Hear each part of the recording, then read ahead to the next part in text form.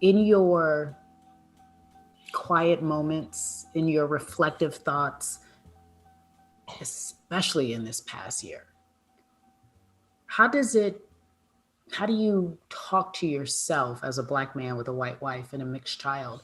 Does it not even come into play, or do you think about it? My blackness comes into play every day.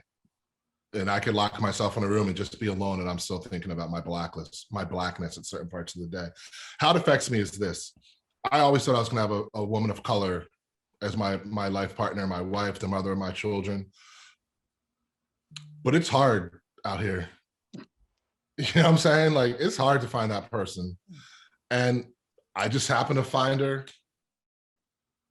in this embodiment of a white blonde girl. And the night I met her, I saw her from across the room and knew she wasn't my type just because of the color of her skin, and left. And my mother, my angel, rest in peace, was like, "You big dummy," and literally like willed this woman to my home that same night. And all of a sudden she walked through my front door, and an hour later I was like, I'm done. You're my wife, you're the mother of my children. Call your people, call who you're going to call, tell them it's a wrap. And 6 weeks later, we moved to London to go make Jingle Jangle. So that was that. So to answer your question, I think about it every day. I think about my son, and he's half black, half white. He's a black boy, because that's how the world's going to treat him. Yes, but with 1 ounce, with 1 ounce, with 1 ounce. This much. But it's like what we teach him in the house, and we're going to teach him to love all of who he is, his white side, his black side. My wife's also Canadian. He's going to know about Canada. He's going to know about like all of the things that make us who we are as individuals. And he's going to love all of it. But when he walks out the door, he's still going to know that they see him as a black boy, and he's going to know what that means as well.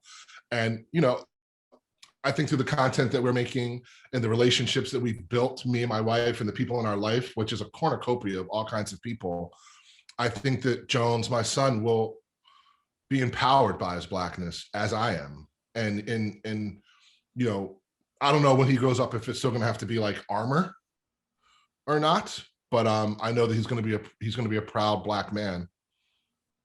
I know that much. Mike Jackson, welcome to Naked, because you just Listen.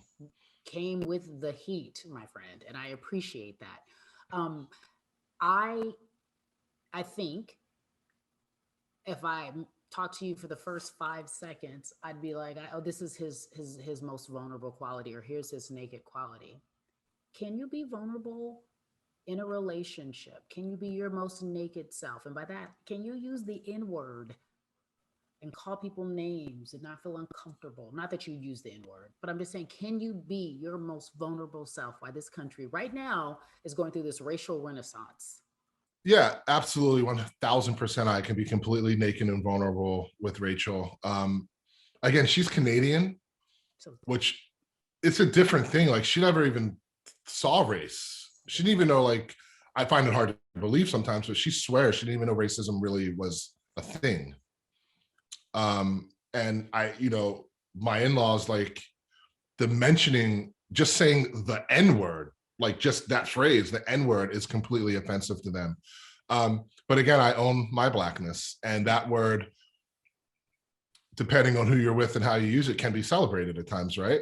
It's a word that we use to unify each other sometimes. By using it, sometimes we take the power out of that word.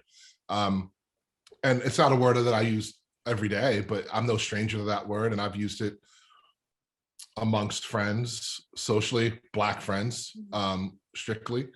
But yeah, I can be whoever I need to be, not whoever I need to be. I can be who I am in my relationship. And we embrace our differences. We embrace a Black American and a Caucasian Canadian and all the things in between. So it's the one relationship in my entire life outside of my mother and some of my aunties that I feel like I can be myself without judgment. And it's a beautiful thing.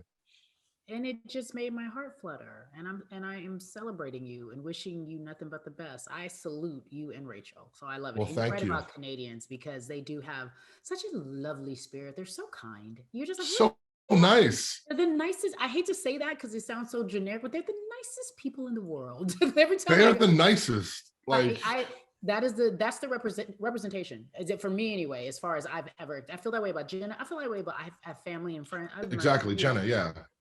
So they're all nice. Mike Jackson, wow, that was great. Thank you for doing that. Well, this is a little bit out of order, but I appreciate you for sharing that with me. And my favorite part is that you were like, I use the N-word strictly with my Black friends. Because your white friends say it. You're like, hold on. I'll smack them. Real talk. Like, what are you doing? Like, don't get comfortable.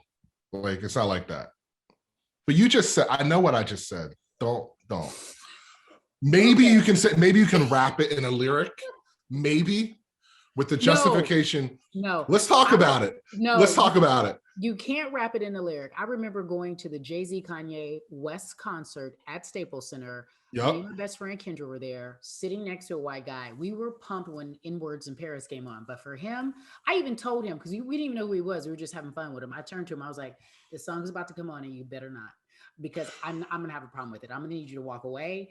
You're not doing it, sir, because I don't want to fight you. I'm a grown woman fighting a grown man at the Staples Center. It's not okay. Maybe in a rap song, but it just, you know. I'm not with you. I actually with you, and I've had that train of thought for most of my life. But I felt like if Jay-Z and Kanye write a song and they call it "Niggas in Paris," and people are buying their album and putting money in their pockets, should we be mad at those people for singing that lyric? And maybe the answer is yes. It always was yes for me until recently. I was trying to be a little more lenient, but yeah, no, and listen, different strokes for different folks, but we've laid the ground rules. That word cannot be casually thrown around. Nope. Other people who are not Black. You said strictly. I'm with you. Strictly. And you know what, Cari? I just came back to the other side. No more rapping it in lyrics. You can't say it ever.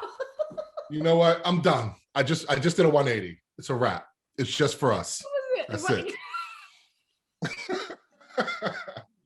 I'm done.